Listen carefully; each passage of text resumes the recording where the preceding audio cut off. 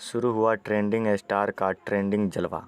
Finally विवादों के बाद खेसारी लाल जी का सावन का पहला बोल बम सॉन्ग ए मोर भोला अन्नपूर्णा फिल्म से आ चुका है। इस गाने का राइटर अखिलेश कश्यप जी हैं और निर्माता भी हैं। म्यूजिक दिए हैं विकास यादव, कंपोज किए हैं शुभम तिवारी, जो कि काफ़ी अच्छी कंपोजिंग और म्यूजिक भी देते हैं। इस गाने में जो एक्ट्रेस काम की है वह एक विरल गर्ल है जिसका नाम है ब्यूटी मेहता, जो पियर फ्राक वाली सॉन्ग पर डांस करके रातों रात स्टार बनी है।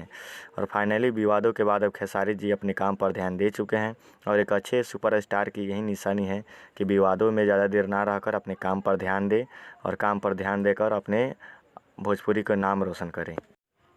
हर साल की भांति इस साल भी ट्रेंडिंग स्टार का गाना आप सभी को झूमने पर मजबूर कर देगा।